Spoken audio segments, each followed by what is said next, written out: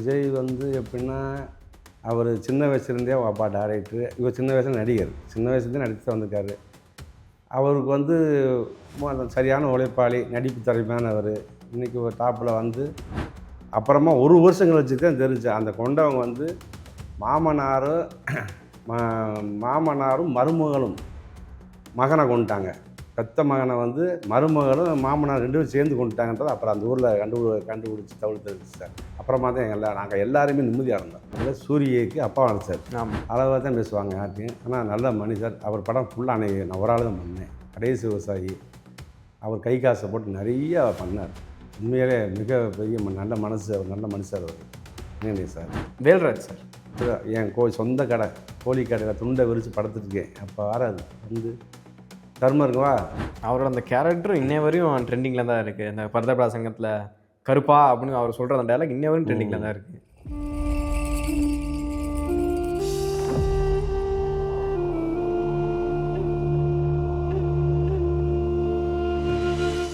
ஆனால் இப்போ நான் வரிசையாக அவங்களோட ஒர்க் பண்ணாங்க சில பேரோட பேர் சொல்லுவேன். அவங்க சொல்லும்போது நீங்கள் அவங்கள பற்றி உங்களுக்கு என்ன தோணுதோ உங்களோட சரிங்க சார் சொல்லுங்கள். ஆனால் முதல்ல பாய் ராஜா சார் அவரை பற்றி கொஞ்சம் சொல்லுங்கள்.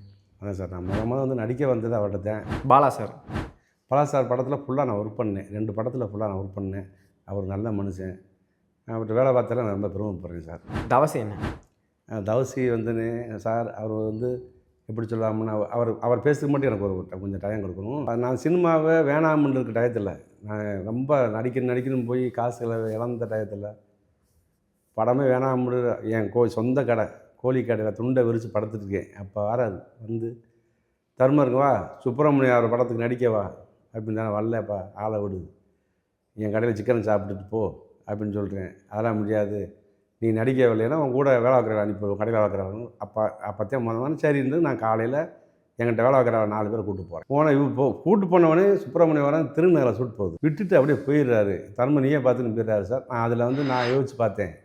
மறுநாள் சசிகுமார் சார் படத்தில் வந்து 100 பேர் கேட்குறாங்க. கண்கள் இருந்த சாங் அன்றைக்கி 120 ரூபா ஒரு ஆள் சம்பளம். பேட்டாவா சம்பளம் அன்றைக்கி சுப்பிரமணியத்தில் 120 ரூபா. சுந்தரவாண்டாயிட்ட ஒரு ஆர்எஸ் புறப்பாரேன் சார். ஆனால் நாளைக்கு ஒரு 100 பேர் கூப்பிட்டு வரேன் சார் அப்படின்னு சொல்லிட்டு யோசித்து பார்த்தேன். நம்மளை மாதிரி சினிமாவில் யாருமே கஷ்டப்படக்கூடாது. நடிக்கணும்னு போய் இங்கேருந்து சென்னைக்கு ஓடி ட்ரெயினில் உட்காந்து அதில் உட்காந்து இதில் உட்காந்து போய் கடைசியில் பார்த்தா ஒரு சீனு கூட நடிக்காமல் திரும்பி வர்றது. கொண்டு போன காசெல்லாம் காலியாகிடும்.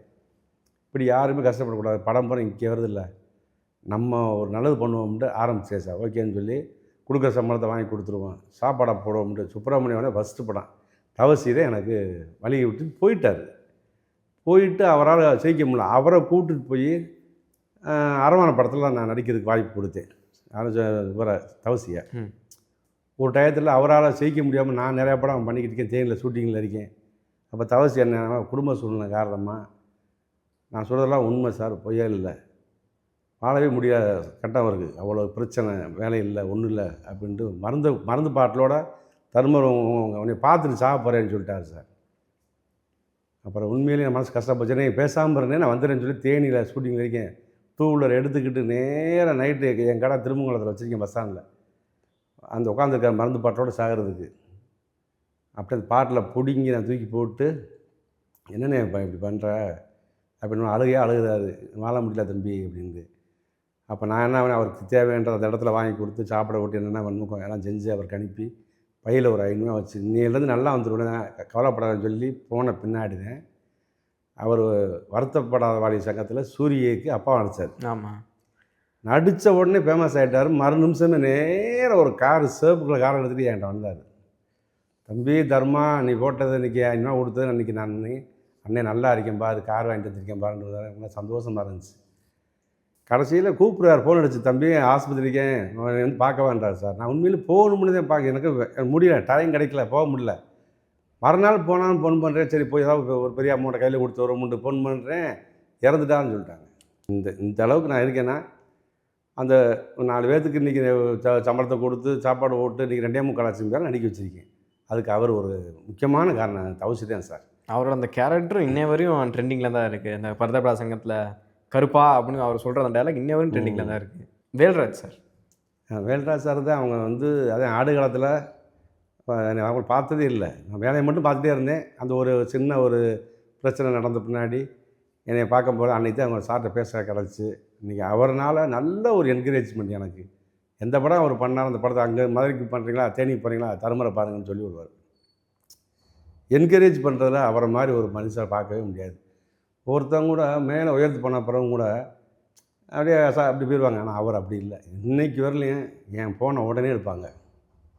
அந்த அளவுக்கு என் மேலே ஒரு பாசம் வச்சுருக்காரு வேல்ராஜ் சார். அதை வந்து வாழ்க்கையில் மறக்கவே முடியாது. வெற்றிமாறன் சார். வெற்றிமாறன் சார்கிட்ட ஒர்க் பண்ணிவிட்டு அது ஒரு பெரிய பாக்கியமாக நினைக்கிறேன் அந்த படம் பண்ணது. சார் வந்து எனக்கு வந்து பார்க்குறோம்னு சொல்லி நான் போய் ஓடி போய் பார்த்து மதுரைக்கு வந்தார். ஃப்ளைட்டில் வந்தாங்க, என்னை பார்த்தாங்க. எனக்கு ரொம்ப சந்தோஷமாக இருந்துச்சு. அன்றைக்கி சார் பாரதிராஜா சார் ஃபங்க்ஷன் வச்சுருந்தாங்க. கம்பத்தில் ஒரு இல்லை மாதிரி பாரதிராஜா சார் வச்சுருந்தார். அதில் வெற்றிமாறன் சார் வந்திருந்தாங்க. இப்போ என்னை பார்த்தோன்னே என்னையை மட்டும் கை காமிச்சார். தருமன்னார். எனக்குன்னா அவ்வளோ சந்தோஷமாக இருந்துச்சு சார். அந்த இடத்துல அவ்வளோ கூட்டத்தில் வெற்றிமாறன் சார் என்னை கையெழுத்துக்கு காமிச்சு விட்டாங்க. எனக்கு ரொம்ப பெருமையாக சந்தோஷமாச்சு. ஓடி போய் பக்கத்தில் நின்று நல்லா இருக்கீங்களான்னு கேட்டார். ஒருத்தன் சால்வை போட்டால் அந்த சால்வை என்கிட்ட கொடுத்தாங்க சார். அப்புறம் காரில் சென்னை போயிட்டாங்க. அவர் சாரை பற்றி சொல்லணும்னா அதுதான். Director Manikandan sir. Manikandan sir வந்து அளவாக தான் பேசுவாங்க யார்ட்டையும். ஆனால் நல்ல மணி சார். அவர் படம் ஃபுல்லாக அன்றைக்கி நான் ஒரு ஆள் தான் பண்ணேன். கடைசி விவசாயி. அவர் கை காசை போட்டு நிறையா பண்ணார். உண்மையிலே மிக பெரிய நல்ல மனசு. அவர் நல்ல மனுஷர் அவர் மணிகண்டன் சார். சூரி சார் கூட ஃபஸ்ட்டு வெண்ணிலா கபடிக்குள்ளே நடித்தேன் சார் நான். அவர் போட்டால் தந்தார். நான் விசில் ஊதுவேன் பழனியில் ஷூட்டிங்கு. ரெஃப்ரியா? ஆமாம் சார். நான் விசில் ஊதுவேன் ரெஃப்ரியா. அப்போ எனக்கு அப்போலாம் டைலாக் எனக்கு சரியாக பேச வராது. ஒரு டைலாக் கொடுத்தாங்க, பேச முடியல. அப்போ சட்டையை கழட்டி அப்புறம் அசண்ட் ஆகிட்டு நெலின் சார் என் சட்டையை போட்டு ஒரு விசில் க்ளோஸ் பண்ண மட்டும் என் மூஞ்சி வச்சாங்க. அதில் சூரி சார் வந்து அதுலேருந்து சுசேந்திரன் சார் படத்தை அலசாங்க வரைக்கும் வந்தாங்க. அப்போல்லாம் நல்லா யதார்த்தமாக சூரியும் சரி அப்புக்குட்டி அவரும் சரி யதார்த்தமாக நல்லா நட்படாக இப்பயும் பழகுவாங்க. அதெல்லாம் சும்மா சொல்லக்கூடாது சார். சூரிய நல்ல டைப்பு. சுசீந்திரன் சார் தர்மர்னா அவர் நல்லா தெரியும். அந்த படத்தில் வந்து ஆண்டி வீட்டில் ஒரு பெரிய பிரச்சனையே நடந்துச்சு. அந்த ஊருக்காரங்க அந்த பிரச்சனை என் மூலியமாக தான் அது சால்வ் ஆச்சு. அழகசாமி வர படத்தில் என் மேலே நல்ல ஒரு அவர் தம்பி சரவணன் இருக்கார். சுசீந்திரன் சார் தம்பி. அவர் ஆடுகளத்தில் மேனேஜராக ஒர்க் பண்ணார். அவர் சொல்லித்தான் ஆடுகளத்தில் வேலை பார்த்த வச்சு தான் அழகசாமி வர படத்துக்கு எனக்கு வாய்ப்பு கொடுத்தார். அவர் தம்பி தான் எனக்கு வாய்ப்பு வாங்கி கொடுத்தாரு, சரவணன் சொல்லி. SR Prabhakaran sir. அவர் நல்லா பாசமாக பேசுவார். அண்ணன்ண்டு அந்த அந்த சுந்தரவாணி படத்துக்கு பூரா நான் தான் சாதனை பண்ணேன். அந்த படமும் நல்லபடியாக கிட்டாச்சு. டேரக்டர் வசந்தபாலன் சாருடைய மேனேஜரே எனக்கு நல்லா பழக்கம். அவர் தான் எனக்கு அரவணை படத்துக்கு வாய்ப்பு வாங்கி கொடுத்தாரு. அரவணை படத்துக்கு யார் சொன்னாங்கன்னு சொன்னால் வேல்ராஜ் சார் சொல்லி அவர் எனக்கு பேசினாங்க. அவர் நம்பர் கொடுத்தாருங்க தருமரான்னு சொல்லி ஆமாம் சார்னு சொல்லி இப்போ அந்த படம் ஒர்க் பண்ணேன் சார் வசந்தபாலன் சார்கிட்ட. பொதுவாக ஆர்டிஸ்ட்னாலே மக்களுக்கு ஒரு ஒரு மாற்று கருத்து இருக்கும். ஒரு மாற்று பார்வை, தப்பாக பார்க்குற ஒரு இது இருக்கும். அப்படி இருக்கும்போது ஜூனியர் ஆர்டிஸ்ட்டில் அதுவும் குறிப்பாக பெண்கள்னு வரும்போது அது வேறு மாதிரி தான் பார்ப்பாங்க இல்லையா? அப்படியா நினைக்கிறவங்களுக்கு நீங்கள் என்ன சொல்ல விரும்புகிறீங்க? இதனால் இந்த பார்வையினால தான் பல பேர் அந்த நடிக்க வர்றதுக்கே ஒரு தயங்குறாங்க. அவங்களுக்கு நீங்கள் என்ன சொல்ல சார்? ஒன்று சொல்கிறேன் சார். எப்படின்னா சென்னையில் நடக்கிற திரைப்பட ஷூட்டிங் வேறு, தென் மாவட்டத்தில் நடக்கிற ஷூட்டிங் திரைப்படம் வேறு. எல்லாருமே அவங்க அதாவது நடிக்கணும் விருப்பம் இருக்காங்க, செய்கிறாங்க. அதில் 10ல் ஒரு சிலர் வந்து அவங்க விருப்பத்துக்கு அந்த மாதிரி போகிறது வந்து அவங்க பிரச்சனை இல்லை. நான் என்ன சொல்ல வரேன்னா, நான் ஒர்க் பண்ணுற படத்தில் இன்றைக்கி வரலையும் இந்த 160 படத்துக்கு மேலே போயிடுச்சு. இத்தனை பேரை நான் நடிக்க வச்சுருக்கேன். எல்லாருமே சகோதரியாத்தையும் பார்த்து கரெக்டாக அவங்கெல்லாம் எந்த ஒரு இது இல்லாமல் அழகாக தருமருன்னு சொன்னவொடனே எல்லாம் அவங்க வீட்டில் அனுப்பி விட்ருவாங்க. போய் நடிச்சுட்டு வாப்பா அப்படின்ட்டு. அதனால் சென்னை வேறு, இந்த தென் மாவட்டம் வேறு. இதில் யார் எந்த ஒரு பயப்பட வேண்டிய அவசியமே கிடையாது. அவங்க வாட்டு சந்தோஷம் நடிக்க போனால் சாயந்தரமாக வீட்டுக்கு வந்துடலாம். எந்த ஒரு கெட்டதே இருக்கிறதுக்கு 100க்கு 100 எனக்கு தெரிஞ்சு நான் பண்ணுற படத்தில் எதுவுமே கிடையாது. அதே மாதிரி இருக்காது. மற்ற தெரியாமல் நடக்கிறது வந்து அது வேறு. இது வந்து நான் என்ன சொல்கிறேன், என்னுடைய கருத்து, நம்ம மதுரை மாவட்டம் தேனி மாவட்டம் முடிஞ்ச அளவுக்கு கெட்டதே நடக்காது. சினிமா நம்பி யார் வேணால் நடிக்க வரலாம். நடிக்க வர்றாங்க. இன்றைக்கி ஊண்டா தேனி மாவட்டம் போய் குமிச்சிடுவாங்க ஜனங்க. மதுரை மாவட்டம் போய் குமிச்சிடுவாங்க. மெட்ராஸை விட தாண்டிடுச்சு இன்றைக்கி ஷூட்டிங் நடிக்கிறவங்க. அப்படியே எண்ணிக்கை வந்து உயர்ந்துருச்சு. இதுக்கெல்லாம் காரணம் யார்? பாரதிராஜா சார். தேனி மாவட்டத்தில் அதுவும் அதிகமான ஷூட்டிங் நடக்குது. ஆமாம். சீமானனை பற்றி கொஞ்சம் சொல்லுங்கள். அவரோட நீங்கள் ஒர்க் பண்ணியிருக்கீங்க, அவரை பற்றி கொஞ்சம் சொல்லுங்கள். சீமான் சார் வந்து கண்டுபிடி படம் அவர் ஹீரோ. அதில் நான் வந்து இளநீ கடைக்காரன் நடிச்சிருப்பேன் படத்தில். இளநீ வெட்டி குடிப்பேன், அவர் குடிப்பார். நான் அப்படி சொல்லுவேன், இப்படி ஒரு போலீஸுக்கார காசே தர மாட்டார், போலீஸுக்காரர் வந்துட்டு இளநீ வாங்கி கொடுக்காரேன்னு சொல்லுவேன். அவர் காசு கொடுத்துருவார். ஆகா, இப்படி ஒரு மனுஷன் நல்ல மனுஷனான்னு சொல்லி சொல்லுவேன். நான் அவர் வந்து இப்போ அரசியலில் வந்து நல்ல திறமையானவர் தான். நான் அவருக்கு நேரமாக சரியில்லை என்னன்னு தெரியல, அவரால் இப்போ கொஞ்சம் ஜெயிக்க முடியாமல் தடுமாறுறாரு. நல்ல திறமையானவர். ஆனால் ஒரு நாளைக்கு அவர் கட்டாயம் ஜெயிப்பார். இப்போ அவர் ஒரு கட்டத்தில் பார்த்தீங்கன்னா ஒரு மிகப்பெரிய வளர்ச்சி நோக்கி போயிட்டு இருந்தார். இப்போ எதிர்பாராம திடீர்னு ஒரு இறக்கம் வந்திருக்கு, சின்ன இறக்கம் வந்திருக்கு. இதை நீங்கள் எப்படி பார்க்குறீங்க? இது சார், இது இறக்கம்னா அவர் முயற்சி தான், விடாமல் முயற்சி பண்ணிட்டு தான் இருக்காரு. அவர் என்னைக்காவது முயற்சி பண்ணுறவங்க ஒரு நாள் கட்டாயம் ஜெயிப்பாங்க. இந்த தோல்வி வந்து இதை விட கொஞ்சம் பெருசாக அவர் வெற்றி கிடைக்கும். அது கட்டாயம் அவர் போராடுவார், கட்டாயம் ஜெயிப்பார். இப்போ கேட்கும்போது பார்த்தீங்கன்னா அவருக்கு எல்லா மக்களும் பேசும்போது அவருக்கு நிறைய ஆதரவு தான் கொடுக்குறாங்க. ஆனால் ஒரு எலெக்ஷன் களம் அப்படின்னு வரும்போது அவருக்கான வரவேற்பு குறையுது அப்படின்னு நினைக்கிறீங்களா நீங்கள்? ஏன்னா எல்லாரும் பேசும்போது சொல்கிறாங்க, சீமானுக்கு சப்போர்ட் பண்ணுற மாதிரி சொல்கிறாங்க. ஆனால் அந்த எலெக்ஷன் வரும்போது எல்லாம் பின்வாங்குறாங்களோ அப்படிங்கிற மாதிரி உங்களுக்கு தோணியிருக்கா? சார், அந்த மீட்டிங் போடும்போது கூட்டம் சேரும் சார். அவங்க அதை திடீர்னு மனசில் என்ன தோணுதோ அந்த இடத்துல போனோடனே மாறி அவங்க ஆளுக்கு எதாவது பண்ணிட்டு ஓட்டை போட்டு போயிடுவாங்க. நான் அவரும் முயற்சி பண்ணிட்டு தான் இருக்கார், விடாமல் பேசிக்கிட்டு தான் இருக்காரு. ஆனால் நேர காலம்னு ஒன்று இருக்கு இல்லையா, கட்டாயம் ஒரு நாள் அவருடைய முயற்சிகள் ஒரு நாளைக்கு கட்டாயம் பதில் வரும் சார் அதுக்கு. இப்போது இவர் ஒரு பக்கம் இருக்கும்போது இன்னொரு பக்கம் யாருமே இவர் சினிமாவிலேருந்து அரசியலுக்கு வந்திருக்காரு, இவர் ஒரு பாதையில் போயிட்டுருக்காரு. இது இந்த பக்கம் இருக்கும்போது யாருமே எதிர்பார்க்காத விதமாக ஒருத்தர் வந்து சினிமாவில் உச்சத்தில் இருந்தார், அதை விட்டு இப்போது அரசியலில் ஒரு உச்சத்தை தொட்டிருக்காரு. நம்ம முதலமைச்சர் திரு விஜய் அவர்கள் தான். அவரை பற்றி நீங்கள் என்ன நினைக்கிறீங்க? இதை நீங்கள் எப்படி பார்க்குறீங்க? சார், விஜய் வந்து எப்படின்னா, அவர் சின்ன வயசுலேருந்தே அவங்க அப்பா டைரக்டரு, இவர் சின்ன வயசில் நடிகர், சின்ன வயசுலேருந்தே நடித்து வந்திருக்காரு. அவருக்கு வந்து சரியான உழைப்பாளி, நடிப்பு திறமையானவர். இன்றைக்கி ஒரு டாப்பில் வந்து திடீர்னு அவருக்கு இந்த அரசியல் வந்து மாறி மாறி ஏடிஎம்கேவா டிஎம்கேவா இப்படியே 2 பேரும் மாறி மாறி வந்துட்டு இருக்கனால ஒரு மாற்று அரசியல் பண்ணணும்னு அவர் மனசில் தோணி உள்ளே வந்திருக்காரு. இப்போ உள்ள ஜெனரேஷன்னா இந்த கொஞ்சம் வயசுக்கார பையங்க, 18 வயசு 20 வயசு அந்த ரேஞ்ச் வந்து அந்த ரசிகர் போகிறான். அப்படியே ஸ்டண்ட்டு மாறினவொடனே இவங்க 2 பேர்த்த விட்டு இந்த ஒரு தடவை ஒரு போடுவோம் மட்டும் தான் சார் போட்டாங்க, ஜெயிச்சிட்டார் அவர். இதுதான் இந்த இறந்த சின்ன வயசு பிள்ளைகளுடைய நிலவரம். இவரும் ஜெயிச்சு வந்துட்டாங்க. இப்போ இவர் இந்த சினிமா துறையில் வந்ததுனால அந்த இருக்கிற எனக்கு தெரிஞ்சு இந்த இப்போ நடிக்கிற நடிகை சின்ன பையங்க பொம்பளை பிள்ளைய ஆம்பளையாளுக்கெல்லாம் கம்மியான நடிகர் சங்க கார்டு வாங்கி ஒரு உதவி செஞ்சாருன்னா நல்லாயிருக்கு. எல்லாம் இப்போ தான் வந்து தேனி மாவட்டம் மதுரை மாவட்டம் நடிகர் குமிஞ்சிட்டாங்க. இவங்களுக்கெல்லாம் ஒரு சின்ன ஒரு கார்டுகள், ஒரு கார்டு எடுக்கணும்னா 50 காசு ஆகுது 50 காசு ஆகுதுன்னு சொல்லி பயப்படுறாங்க. அதுக்கு புதுசாக சேர்றவங்களுக்கு ஏதாவது ஒரு வழிமுறை, கொஞ்சம் காசு கம்மி பண்ணி போனவொடனே ஒரு கார்டு எடுத்து தரது மாதிரி ஒரு அமௌண்ட்டு பண்ணி கொடுத்தாங்கன்னா, முதலமைச்சர் சார் அந்த கட்டணத்தை குறைக்கணும் அப்படின்னு கேட்குறீங்க. குறைச்சி கொடுத்தாங்கன்னா எல்லா கொள்ள பேர் நல்லா இருப்பாங்க. அந்த காலங்கள் மாறிடுச்சு. இப்போ நடிகர் சங்க கட்டணம் திறந்த பின்னாடி தான் உறுப்பினர் சேர்ப்பாங்க அப்படி இப்படின்னு சொல்லி இவ்வளோ அமௌண்ட்டு அவ்வளோ அமௌண்ட்னு சொல்கிறாங்க. இவர் முதலமைச்சர், இவருக்கு வந்து நடிகரை பற்றி புறம் தெரியும், இவர் கஷ்டப்பட்டு நடித்து வந்தவர். நான் கேட்குறது என்னென்னா, இந்த நடிக்கிறவங்களுக்கு இப்போ ஆசைப்படுற ஒரு கார்டு எடுக்கிறதுக்கு கொஞ்சம் கம்மியான இதில் இவர் தயவில் ஒரு ஹெல்ப் பண்ணாருன்னா நல்லாயிருக்கும். இவ்வளோதான் கார்டுக்கு மினிமம், நீங்கள் சங்கத்தில் சேர்ந்துக்கின்ற மாதிரி ஏதாவது ஒரு ஹெல்ப் பண்ணாருன்னா இவருக்கு இந்த நடிகர் சங்கம் பூரா இந்த நடிக்கிற புது ஆர்டிஸ்ட் பூராமே ஒரு கும்பிடுவாங்க. இப்போ நீங்கள் ஒர்க் பண்ண படங்கள்லேயே நடந்த ஒரு மறக்க முடியாத சம்பவம், ஒரு பாசிட்டிவ் சம்பவம், ஒரு நெகட்டிவ் சம்பவம் என்ன இருக்குன்னு சொல்ல முடியுமா? இந்த பட்டாப்பட்டின்ற முதல் பண்ணும்போதில்ல சார், தேனியில் அந்த போடி பக்கத்தில் காமாட்சி பண்ணுற ஒரு கம்மாயில் ஒரு யாரோ அதாவது மூஞ்சை கருகி போட்டாங்க.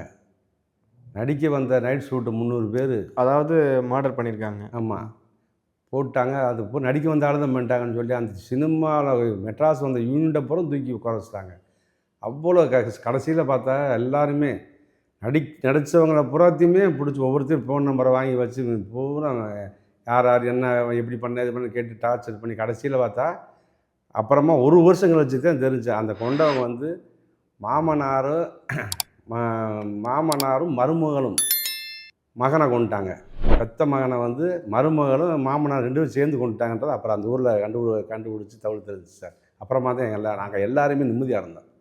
இல்லை, அது அந்த 1 வருஷத்துக்கு உங்கள் மேலே அந்த இது இருந்துச்சா? இல்லை அங்கே படத்தில் எல்லாத்துக்கும் நடிச்சவங்களுக்கு பூராத்தையும் விசாரணை. அதான் படிச்ச அந்த ஆமாம், 1 வருஷத்துக்கு அப்புறம் தான் கண்டுபிடிச்சிருக்காங்க. மேனேஜர் முதற்கொண்டு பாதி கதறிட்டாங்க. இல்ல 1 வருஷத்துக்கு மேலே கண்டுபிடிச்சிருக்காங்க. அது வரைக்கும் என்ன ஏதாவது பிரச்சனை நீங்க ஃபேஸ் பண்ணாங்களா நடிச்சவங்க எல்லாம், இல்ல விட்டுட்டாங்க? என்கொயரி எல்லா பேர்த்தையும் எனக்கு ஒரு என்கொயரி வருஷம் பண்ணிட்டு ஐம்பது பேர்த்து நடித்தவன் கேரவன்லேருந்து லைட்மேன்லேருந்து 50 பேர்த்து மெட்ராஸ் இருக்கிறவங்க பூரா வர சொல்லி என்கொயரி பண்ணாங்க. நிம்மதி வேலை பார்க்கவே முடியல. ஆமா. 1 வருஷம் கழிச்சு தான் அவங்க கண்டுபிடிச்சாங்க. அந்த மாதிரி அவங்க வீட்டிலேயே அந்த மாதிரி அது மூஞ்சி தெரிஞ்சிருந்தா பிரச்சனை கிடையாது. மூஞ்சியே இல்லை. மூஞ்சி இல்லாதனால தான் யாருன்னு கண்டுபிடிக்க முடியல. கடைசியில் கண்டுபிடிச்சாங்க.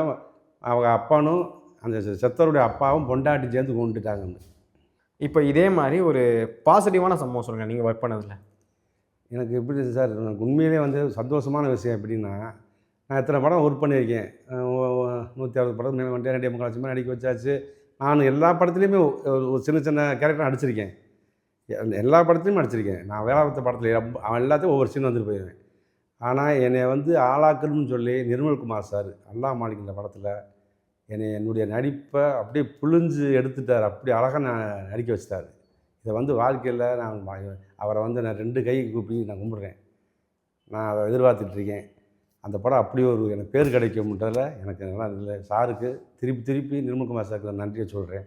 இதுதான் எனக்கு சந்தோஷமான விஷயம். இன்றைக்கி நான் நல்லா அதை நினச்சிக்கிட்டே இருக்கேன் டெய்லி.